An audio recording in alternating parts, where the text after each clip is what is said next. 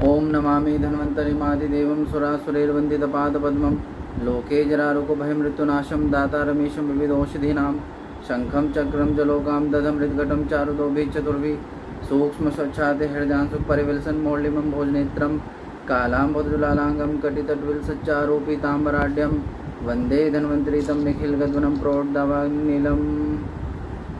अच्छा, आज निदान स्थान स्टार्ट कर रहे हैं। निदान स्थान का पहला अध्याय है ज्वर निदान अध्याय। अच्छा, हम लोग अथ से इति तक पढ़ेंगे, मतलब पहले लाइन से लेकर के लास्ट लाइन तक ही पढ़ेंगे, ठीक है। अब अपने पुस्तक में देखें सभी लोग, अथातो ज्वर निदानम व्याख्यास्यामः इति स्मः भगवान आत्रेय। अब ये जो श्लोक है, ये अथातो ज्वर निदान व्याख्यास्यामः इति स्मः भगवान आत्रेय, ये जो श्लोक है ये बहुत इंपॉर्टेंट का श्लोक है। अच्छा, किसी को पता है कि निदान स्थान ये जो चैप्टर है ये कैसे कैसे इन्होंने लिखा है कि पहले ज्वर क्यों है, फिर उसके बाद रक्तपित्त क्यों है, फिर गुल्म क्यों है? पता है किसी को? पढ़ा तो होगा। बोलो। सिर्फ अरविंद की और अमरदीप की आवाज़ आती है और किसी की नहीं आती है। हेलो। हाँ बोलो। पहले उसमें बहुत पहले मैंने पढ़ा था, उसमें बताया गया ये यज्ञ हो रहा था, तो यज्ञ जब लोगों ने मतलब उसको ध्वंस कर दिया तो क्रोध हो गया। क्रोध की वजह से मतलब शरीर के अंदर संताप भर गया और ज्वर की उत्पत्ति हो गई थी।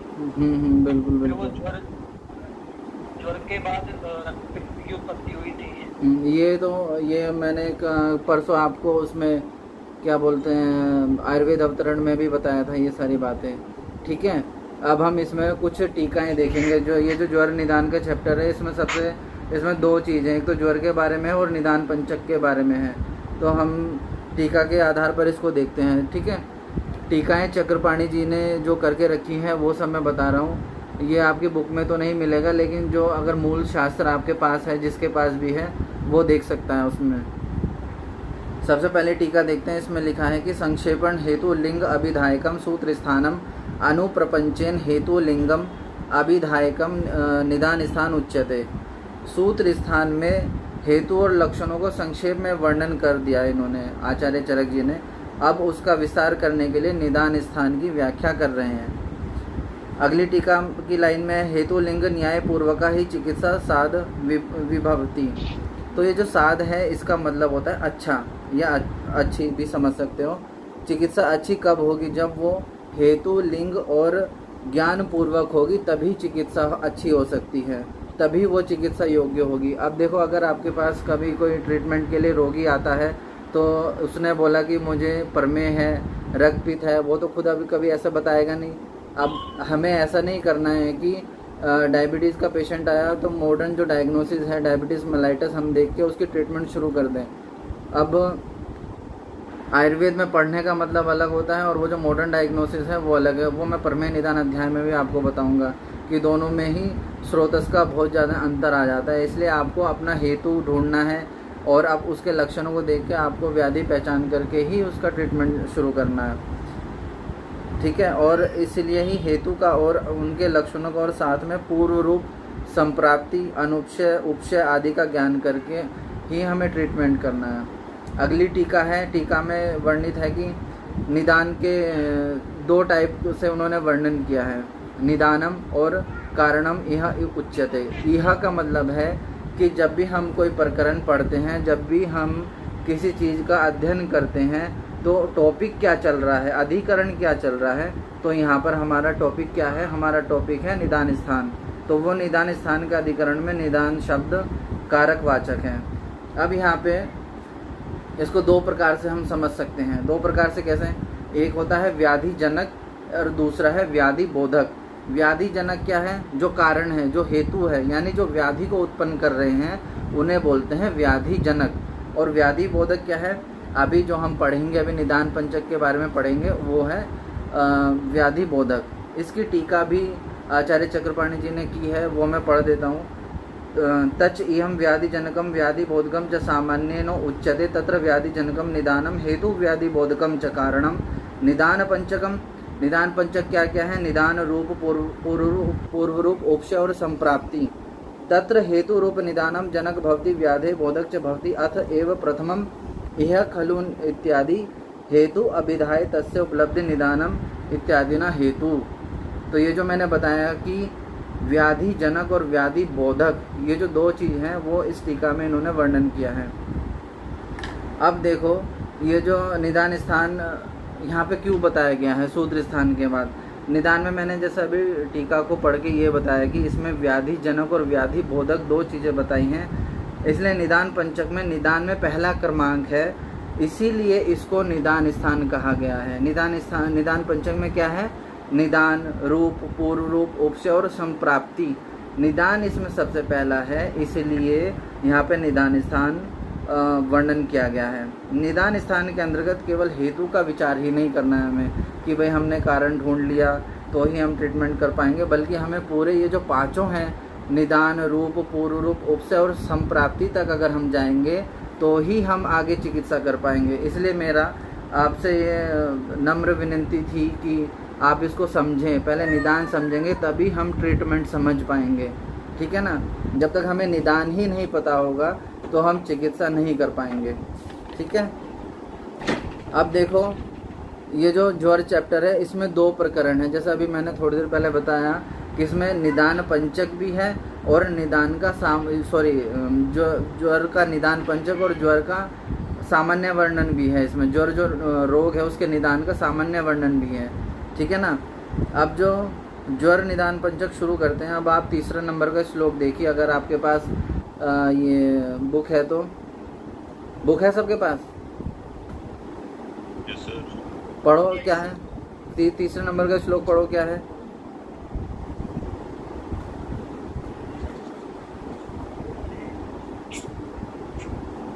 कौन पढ़ेगा? मैं ही पढ़ूं? ठीक है, मैं ही पढ़ देता हूँ। तीसरे नंबर का श्लोक देखो आप अपने बुक में। इह खलु हेतु निमित्त आयतनम कर्ता कारणम प्रत्ययः समुत्थानम निदानम इति अर्थांतरम। अब जो ये यहाँ पे जिसके पास बुक है वो इसको बहुत ध्यान से श्लोक को पढ़े। ये आगे ये जो अर्थांतरम है और अनअर्थांतरम है, ये दोनों ही इसमें आपको आगे श्लोकों में ये काम आएगा। तो ये यहाँ पे क्या है? अनअर्थांतरम निदानम इति अनअर्थांतरम। तो शास्त्र में दो प्रकार का हमें संज्ञान मिलता है, एक तो मिलता है अनअर्थांतरम और दूसरा अर्थांतरम।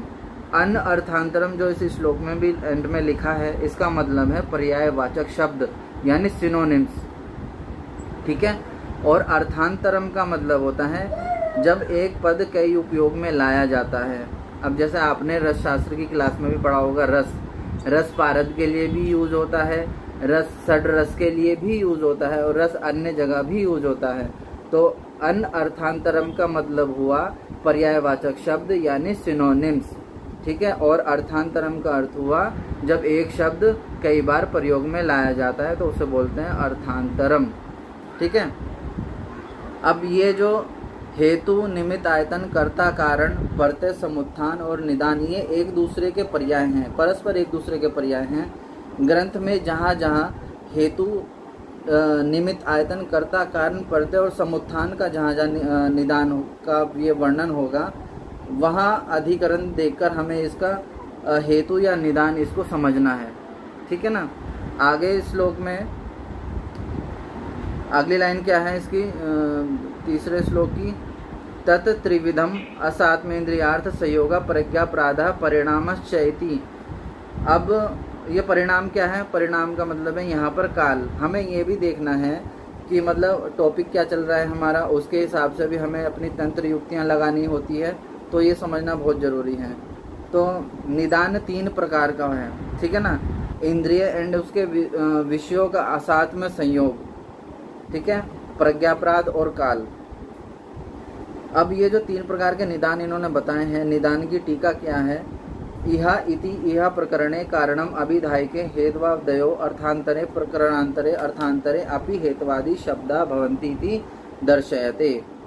इस अधिकरण में हेतु के अंतर्गत अनअर्थांतर यानी पर्याय दिए गए हैं, बट निदान और हेतु शब्द कई अर्थों से ग्रंथों के अंदर उपयोग में लाया जाता है। अब इसकी एक और टीका देखते हैं। हेतवादी शब्दानाम अर्थांतरे अपि वर्तमानत्वे पर्यायंतरेण समम सामान्यादि कारणम कारणे तो वर्तिर नियमते। उसके अर्थ बहुत सारे हो सकते हैं, बहुत सारे हैं, पर यहाँ पर हम कारणवाचक शब्द से ही इसका प्रयोग करेंगे। अगली टीका में इसी बात को बताते हैं कि यह अष्ट संख्या मंगलत्वेन, ये जो 8 पर्याय दिए गए हैं, जो हर चैप्टर में आपने जो देखा है, जो 8 पर्याय दिए गए हैं, क्योंकि ये 8 शब्द आयुर्वेद में मंगलवाचक बताया गया है, इसलिए बताया है। ठीक है। अगली टीका में यही बता रहे हैं कि मंगलत्वेन वर्ण्यते तथा अष्टविध व्याधि ज्वरादि अभिधाता नाम अनुसंगाश अष्टो एव हेतु पर्यायोक्तः। इस निदान चैप्टर में हम 8 व्याधियों का निदान पंचक देखेंगे। अब इस अनुसंग से भी निदान के 8 पर्याय भी वर्णन किए गए हैं।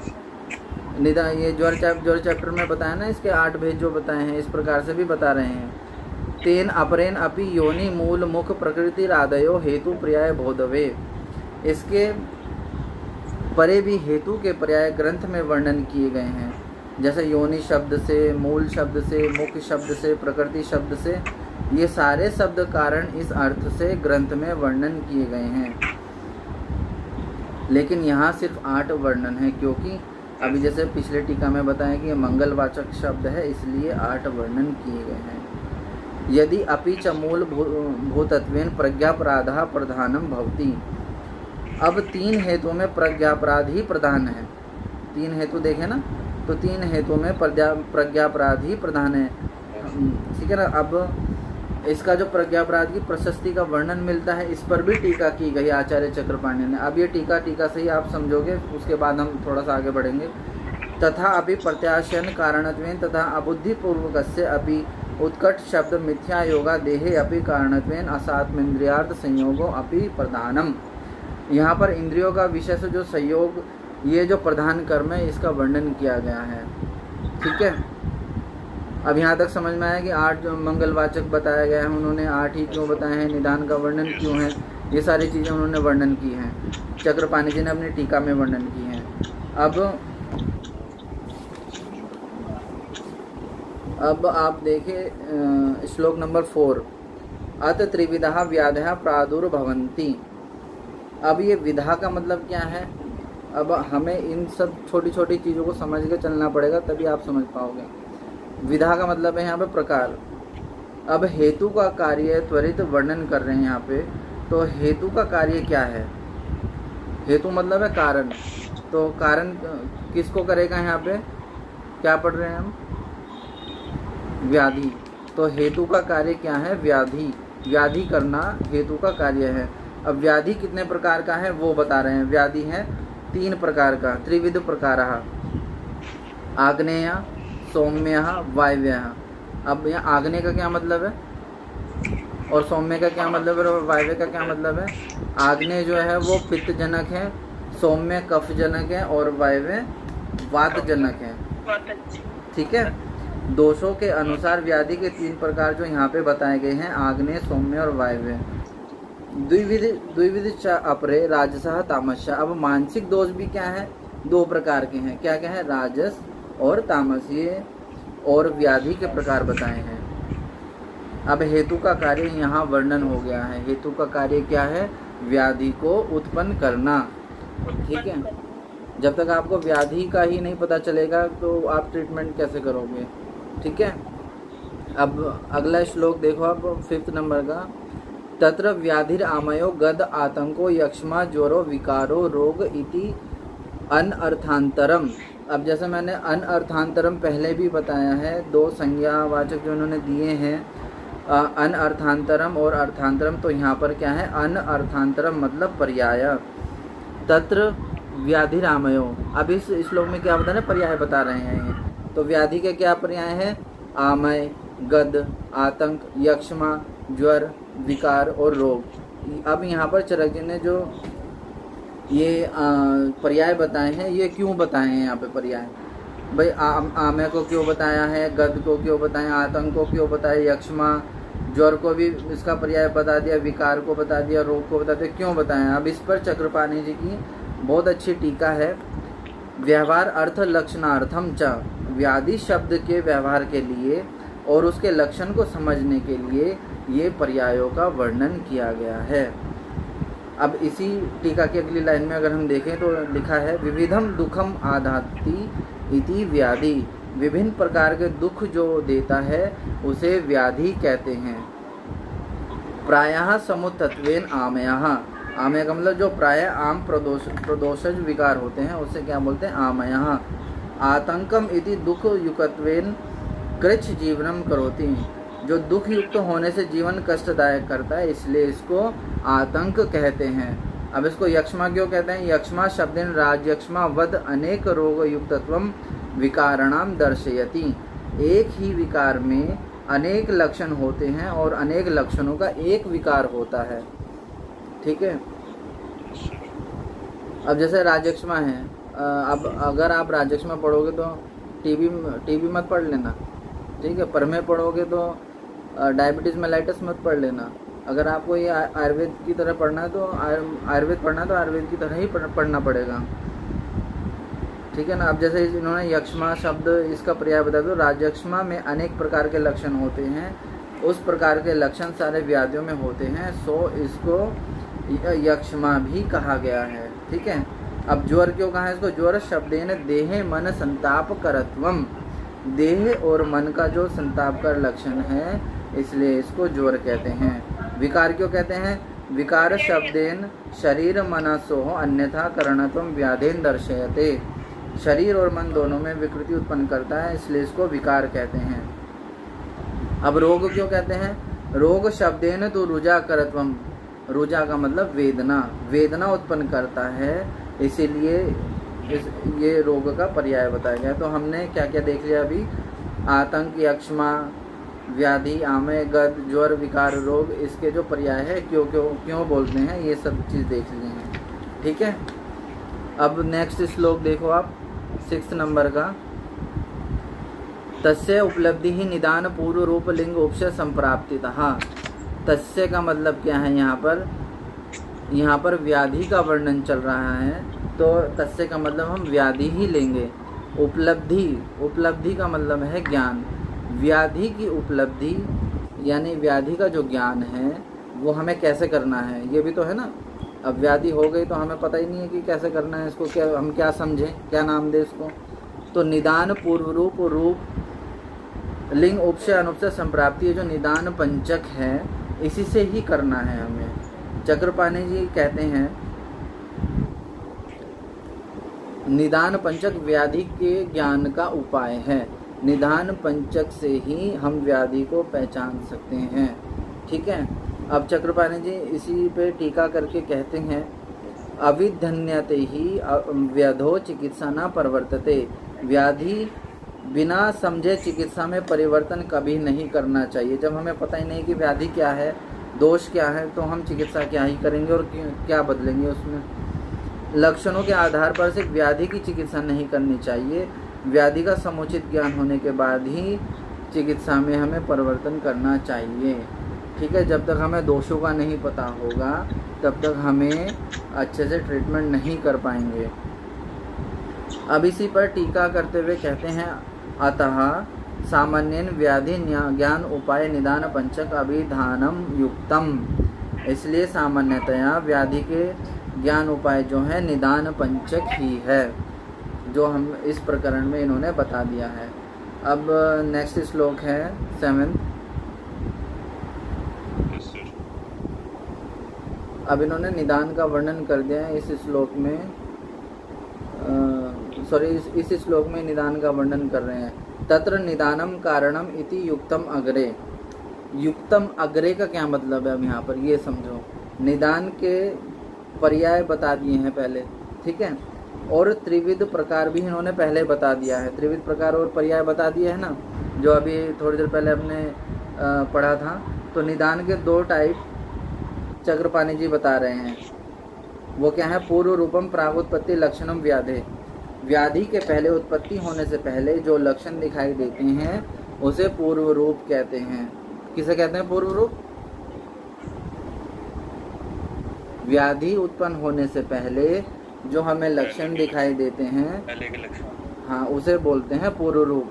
ठीक है, इस पर जो टीका है उसे ध्यान से सुनो। एतेन उत्पत्ति ही पूर्वम, व्याधि के उत्पत्ति के पूर्व, यद भविष्यः, व्याधि आगे क्या होने वाला है इसका लक्षण उत्पन्न होता है, उसे पूर्व रूप कहते हैं। ठीक है, 8 नंबर का श्लोक है ना, उसमें लिखा है पूर्व रूपम प्रागोत्पत्ति लक्षणम व्याधे, व्याधि के पहले उत्पन्न होने से पहले जो भी लक्षण उत्पन्न होते हैं, जो भी लक्षण दिखाई देते हैं उसे पूर्व रूप कहते हैं।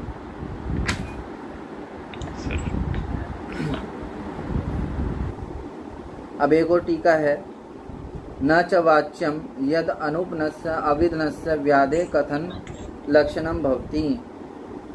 अभी तक भी यहाँ पे जो हम ज्वर चैप्टर ज्वर पढ़ रहे हैं, ज्वर यानी व्याधि उत्पन्न नहीं हुई है, तो हम कैसे समझेंगे कि इन लक्षणों से व्याधि उत्पन्न ही होगी। ठीक है, अब 2 चीज़ बता रहे हैं यहाँ पे हमें कैसे समझना है, तो इस पर टीका करके ये समझा रहे हैं। यथा मेघा अद अपि भवरिक वृष्टिम अनुमीयते, यानी जब आकाश में बादल आ जाते हैं तो हम क्या अनुमान लगाते हैं कि बारिश होगी ही होगी। ठीक है, अनुमान लगाते हैं, अब होगी नहीं होगी वो तो भगवान ही जाने। ठीक है ना, रोहिणी उदयम दृष्टवा कृतको उदयम अनुमीयते, रोहिणी नक्षत्र का जब उदय होता है तो हम ये समझ सकते हैं कि अभी कृतिका का उदय भी होगा, यानी अनुमान ही लगाएंगे अभी तक। तो अब पूर्व रूप 2 प्रकार का हो गया। क्या क्या हो गया? भावी व्याधि अव्यक्तम रूपम, यानी होने वाली व्याधि क्या है इसका समझ में नहीं आता है तो लक्षण अव्यक्त रहते हैं। मतलब जो डिजीज़ है वो क्या होने वाली है, क्या संप्राप्ति होने वाली है, उसके लक्षण अभी अव्यक्त रूप में है। जैसा अभी तक आपने अगर कभी पेशेंट देखा हो पक्षाघात, पैरालिसिस जिसको कोरिलेट करते हैं, तो पक्षाघात में भी जो लक्षण होते हैं वो अव्यक्त ही होते हैं। अब जैसे हम पक्षाघात चैप्टर पढ़ेंगे तो उसमें पक्षाघात वात से उत्पन्न ऐसा बताया है। तो आजकल कोई भी ऐसे वात का जो उत्पन्न करे ऐसा कोई भी आहार विहार का सेवन इतना नहीं करता है ना, तो इसमें लक्षण अव्यक्त ही रहते हैं। छछिन एक व्याधि है, इसमें भी अव्यक्त लक्षण ही रहते हैं। एक प्रकार तो भावी व्याधि अव्यक्त रूप बताया, दूसरा क्या बताया, दोष दूसरे समूर्छना अवस्था जन्य अव्यक्त लिंगात अन्य देव, यानी दोष दूसरे समूर्छना से जो लक्षण होने की शुरुआत होती है वो दूसरा टाइप बताया इन्होंने। दोष दूसरे समूर्छना से जो लक्षण होने की शुरुआत रहती है, और पहला क्या है, भावी व्याधि अव्यक्त रूपम। अब अव्यक्तता च लक्षणाम इयम यव यद अल्पत्वम, जो पूर्व रूप अल्प स्वरूप में है उसका ही वक्तव्य व्याधि के रूप अवस्था में होता है, उसका ही व्यक्तित्व व्याधि के रूप अवस्था में होता है। अभी ये अष्टांग हृदय अष्टांग संग्रह पढ़ा किसी ने?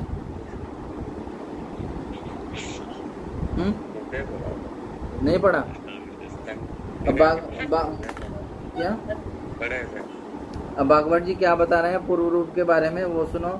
एतेन पूर्व रूपम अभिप्रायणः प्राग रूपेण लक्ष्यते उत्पित्सु आमयः दोषा विशेषण अनाधिष्ठितः। इसमें हमें दोषों का ज्ञान नहीं होता है। ठीक है, पहली बात तो ये, दोषों का ज्ञान कब होता है? रूप अवस्था में। रूप अवस्था में कब होगा?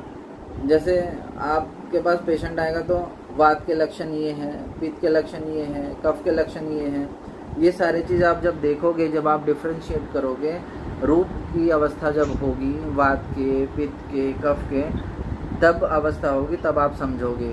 ठीक है ना, तो वो पूर्व रूप की व्याख्या बताई है ऐसे। इसके बाद चक्रपाणी जी एक बात और कहते हैं, एतदति पूर्व रूपम भावी ज्वरलिंगम एवं अव्यक्तम अल्पत्वम इति ज्ञेयम। जो भावी व्याधि के लक्षण है, जो होने वाली जो व्याधि है, उसका अव्यक्त और अल्पत्व स्वरूप यही पूर्व रूप है। उसका अल्पत और पूर्व रूप, अल्पत और स्वरूप यही पूर्व रूप है। ठीक है, इसी लाइन में आगे कहते हैं चक्रपाणी जी टीका करते हुए, व्यक्त ये ही ज्वरे वातादिजे जृंभादयः पूर्व रूपम अपेक्षया अत्यर्थम भवति। जब ये व्यक्त होते हैं, रूप अवस्था में होते हैं, तो इसके दोषज अनुबंध हमें समझ आता है। अब छोटी छोटी सी बातें हैं, वो 2-3 लाइन में हम समझें। पूर्व रूप दोषों के बिना उत्पन्न नहीं हो सकता। ठीक है, जब दोष नहीं होंगे तो पूर्व रूप किसके होंगे? इसलिए दोषों के बिना पूर्व रूप उत्पन्न नहीं हो सकता। जब दोष दूषियों को दुष्ट करने लगते हैं तब पूर्व रूप की उत्पत्ति शुरू हो जाती है।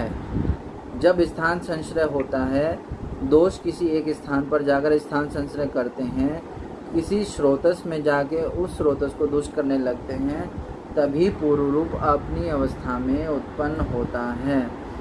और दोषों के बिना पूर्व रूप और रूप उत्पन्न नहीं हो सकते हैं। ठीक है, ये 3-4 चीज़ें हैं, इन चीज़ों का ध्यान रखें। हमें हेतु को देखते हुए व्याधि के पूर्व रूप का हमें अंदाज़ा लगाना है, हमें अनुमान लगाना है। और अगर एक और दूसरी बात, जब भी आप कभी भी प्रैक्टिस करें, जैसे मुझे 5 साल हो गए हैं प्रैक्टिस करते हुए, तो पेशेंट जब भी आपके पास आए तो हमें दोषों की ही चिकित्सा करनी है। अब पेशेंट इतनी मोटी मोटी फाइल लेकर आते हैं तो आप क्या इतनी मोटी मोटी फाइल देख के उनके डायग्नोस की चिकित्सा करने लग जाएंगे? नहीं, आपको अपने अनुसार ये जो निदान पंचक है इसको जान करके पेशेंट के दोषों के अनुसार ही चिकित्सा करनी है। ठीक है, अब आगे देखते हैं। अगला श्लोक है 9th श्लोक देखो। प्रादुर्भूत लक्षणम पुनर्लिंगम। जो लक्षण अव्यक्त थे अब वो व्यक्त होने लगे हैं, उसको क्या कहते हैं? लक्षण, या उसका पर्याय है लिंग या रूप कहते हैं। तत्र लिंगम आकृति लक्षणम चिन्हम संस्थानम व्यंजनम रूपम इति अनअर्थांतरम। अब एक और यहाँ पे शब्द आ गया दोबारा से, अनअर्थांतरम। इसलिए मैंने शुरू में आपको अनअर्थांतरम और अर्थांतरम में डिफरेंट बताया था। तो अनअर्थांतरम यहाँ पे है पर्याय। ठीक है, अब व्याधि के जो लक्षण हैं उसके व्यवच्छेदन के लिए और उसके ज्ञान के लिए इसके पर्याय दिए गए हैं। अब टीका में क्या बताते हैं? उत्पन्न व्याधि स्वरूपम, इसको लक्षण कहते हैं। जो व्याधि उत्पन्न हुआ है उसका स्वरूप समझने वाले को लक्षण कहते हैं। ठीक है, तथा वातादि आम पक्वादि विशेषण विशिष्टम व्याधिम। व्याधि वातज है, पित्तज है, कफज है, द्वंद्वज है, त्रिदोषज है, सन्निपातज है, आमज है, क्या है? ये लक्षणों के आधार पर ही हमें समझना चाहिए। अब प्योर वातज है, पित्तज है, कफज है, श्लेष्मज है। द्वंद्वज का क्या मतलब होता है?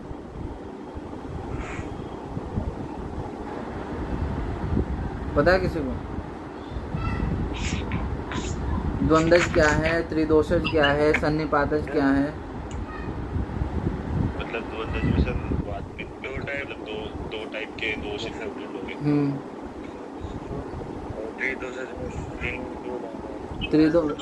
त्रिदोषज में क्या होता है?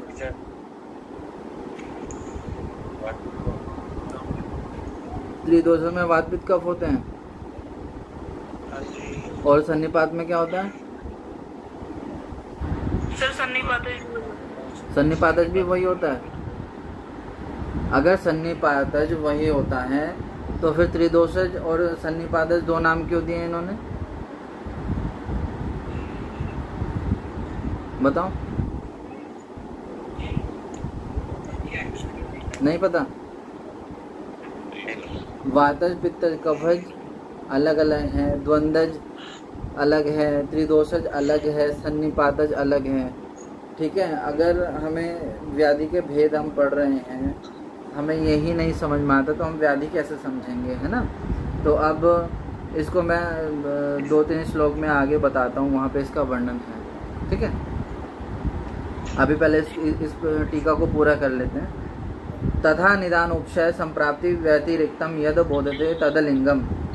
जो निदान के व्यतिरिक्त है, उपशय के व्यतिरिक्त है, संप्राप्ति के व्यतिरिक्त है, इसका बोध होना, इसको ही लिंग कहते हैं। ठीक है, लक्षण इसी को कहते हैं। अनेन च व्याधि प्रतिनियति लिंगम। व्याधि के प्रतिनियत लक्षण होते हैं। अब जैसे ज्वर का प्रतिनियत लक्षण क्या है? ज्वर संतापः। आप जब ज्वर चैप्टर पढ़ोगे, अभी शायद पढ़ भी लिया होगा आपने चिकित्सा का, तो उसमें ज्वर का प्रतिनियत लक्षण क्या है? संताप। अब आपने अतिसार भी पढ़ा होगा, तो अतिसरणम अतिसारः, यानी द्रव का अतिसरण से अतिसार का प्रतिनियत लक्षण है। इस प्रकार से हमें लक्षणों का ज्ञान होना चाहिए। हमें ज्ञान कर लेना चाहिए इस प्रकार से। ठीक है, उसके बाद है अब श्लोक नंबर आप 10th देखिए। उपशयः पुनर्हेतु व्याधि विपरीतानाम विपरीत अर्थकारिणाम च औषधम आहार विहारणाम उपयोगा सुखानुबंधः। अब यहाँ पे उपशय क्या है? ये उपशय पता है क्या है? उपशय अनुपशय तो पढ़ा होगा। हाँ बताओ, उपशय क्या है? जिन पदार्थों के सेवन से सुख की अनुभूति होती है। बिल्कुल, जिनसे हमें आरोग्य की उत्पत्ति होती है, सुख का अनुबंध होता है, तो उसे क्या कहते हैं? उपशय। और अनुपशय इसका विपरीत हुआ। तो उपशय का यहाँ पे अर्थ ये हमें लेना है कि आरोग्य की प्राप्ति, सुख का अनुबंध। तो आरोग्य की साध्यता जिसके कारण होता है उसे हम कहते हैं उपशय। और भागवत जी ने, आचार्य भागवत जी ने इसको साथ में कहा है। और अनुपशय जस्ट इसका उल्टा होता है, यानी दुख का अनुबंध जिसमें होता है, विकृति जिसमें होती है, व्याधि जिसमें होता है, दैट इज अनुपशय। यानी भागवत, आचार्य भागवत जी ने इसको साथ में कहा है। अब आपका ये जो चरक किस किसने खोल रखी है?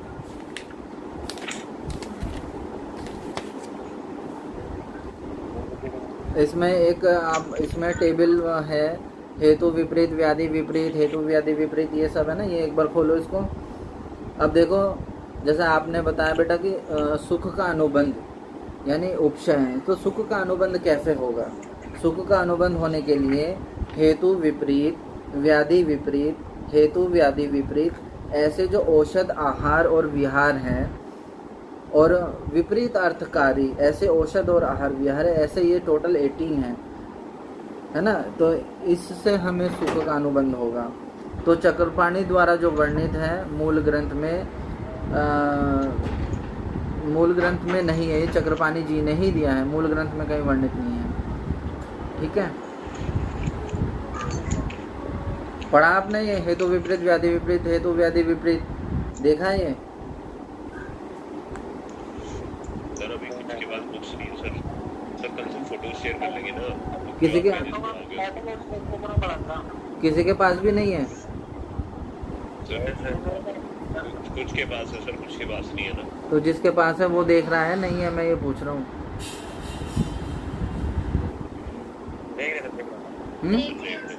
अच्छा, देख लिया।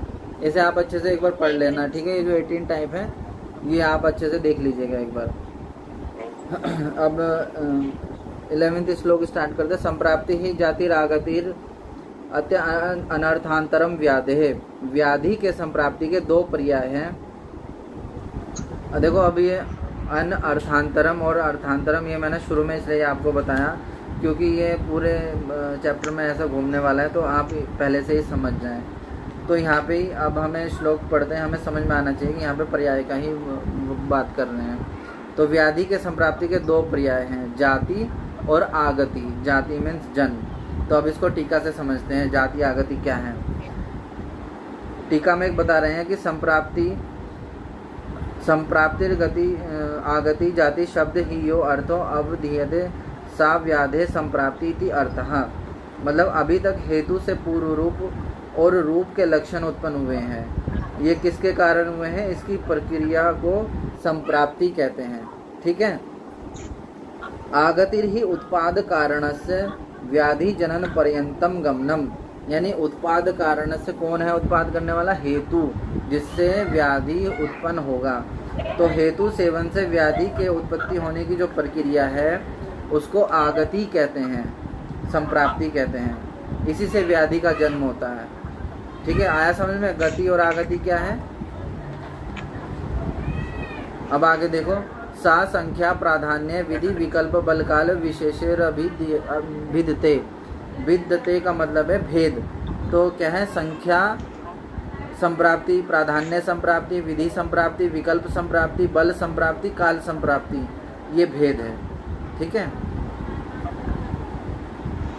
संख्या तावद था तावद यथा अष्टो ज्वरः पंच गुल्मः सप्त कुष्ठन्येवम आदि। जैसे ज्वर के 8 प्रकार हैं, क्या ये 8 ही प्रकार हैं?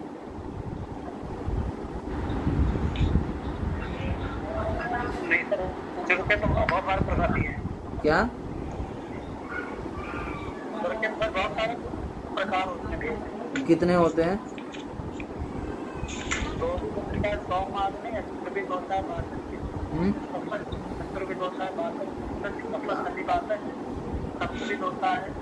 आप थोड़ा जोर से बोलो। जो सप्तविद होते हैं वो बातज, पित्तज, कफज, बात कफ, पित्त कफ और दोषज। बात पित्त कफ सब होते हैं। ठीक है। दोविद में भी जागंतु आते हैं तो उनमें भी बीच में ठीक है। होते हैं, आगंतु में 4 होते हैं। अब देखो ये जो 8 प्रकार के यहाँ पे हमें ज्वर बता दिए गए हैं, तो ज्वर किसी भी कारण से हो, जन्म के समय हो, मरण के समय हो, किसी भी कारण से हो, तरतम के समय हो या दोष दूष्य सम्मूर्छना से हो, कैसे भी हो, ये जो 8 प्रकार बताए हैं ना, इसी में ही आकर के वो बैठेगा। ठीक है, इसी मतलब इससे अलग वो जाएगा ही नहीं, चाहे वो कैसे भी हो। संख्या संप्राप्ति मतलब जो संख्या संप्राप्ति जो यहाँ पे बताई है इन्होंने कि ये तावद यथा अष्टो ज्वरा पंचगुल्मा सब तो कुछ छन्नेवती, तो इसका मतलब है कि हमें काउंट नहीं करना है यहाँ पे कि 8 हो गए, 10 हो गए, वातज पित्तज ये 3 हो गए, दोषज हो गए, द्वंद्वज हो गए, त्रिदोषज हो गए, ऐसे काउंट नहीं करना है हमें यहाँ पे। इसको दोषों के अनुसार उसका विवरण करना, दोषों के अनुसार उसका विवरण करना, यही संख्या संप्राप्ति है। ठीक है ना। अब जैसे हमारे से कोई पूछता है कि भाई ये कितने हैं, संख्या क्यों बताया है ना, कि भाई इसके 8 भेद हैं, इसके 10 भेद हैं, ये 2 प्रकार का ये सिंगल है, इसलिए संख्या संप्राप्ति बताती, तो हमें दोषों के अनुसार ही बताना है। ठीक है। आगे देखो, प्राधान्यम पुनर्दोषानाम तरतमाभ्याम उपलभ्यते तत्र द्यो स्तरः त्रिषु तम इति। दोषों का तरतम जिसमें बताया जाता है उसको प्राधान्य कहते हैं। ठीक है। और जब द्वंद्वज हो जाता है तो तरत्व बताना पड़ता है, और त्रिदोषज हो जाता है तो तमत्व बताना पड़ता है। 2 चीज है ना, या वृत्तार और तम। तो द्वंद्वज होता है तो तरत्व बताना पड़ता है, और त्रिदोषज हो जाता है तो तमत्व बताना पड़ता है। इसी द्वंद्वज और त्रिदोषज पे टीका है, वो बता रहा हूँ। चक्रपाणी जी कहते हैं, तदेव द्वंद्वारब्धे विकारे अन्यतर दोषस्य तरत शब्द लक्षितेन प्राधान्यतर संप्राप्तिर विदते तथा त्रिदोषज रब्धे विकारे तम शब्द लक्षितानि अन्यतम दोष प्राधान्य संप्राप्तिर विदते इति अव्यक्तम भवति। अब ये जो द्वंद्वज और त्रिदोषज बताया है, इसी के प्रकार से इसका विवरण हमें करना चाहिए। इसलिए प्राधान्य संप्राप्ति क्या हुआ, जो प्राधान्य संप्राप्ति है वो तर तमत हुआ, द्वंद्वज त्रिदोषज हुआ। ठीक है। अब भागवत जी भी एक नया नियम बता रहे हैं यहाँ पे, नेक दोषजो व्याधि, कोई भी व्याधि एक दोषज नहीं होता। देखा है कभी कोई भी व्याधि एक दोषज की, कोई भी आपने डिजीज देखी हो उसमें एक दोष से उत्पन्न हो गई हो, बताओ? नहीं सर। तो सिर्फ वात से, सिर्फ पित्त से, सिर्फ कफ से कोई मतलब सिंगल ऐसे कोई व्याधि नहीं होती है। हर व्याधि में, हर अवस्था में तीनों दोषों का समावेश होता है। ठीक है ना। इसलिए तीनों दोषों के अनुबंध और प्राधान्य देखने को मिलते हैं। अगर दो दोष दुष्ट हैं तो संसर्गज या द्वंद्वज होगा, 3 दुष्ट हैं तो त्रिदोषज होगा, और स्वतंत्र है तो सन्निपातिक होगा। अब आगे कह रहे हैं श्लोक में, विधिर नाम द्विविधा व्याधो निज आगंतुर भेदेन त्रिदोष भेदेन चतुर्विधा साध्य असाध्यम मृदु दारुण भेदेन।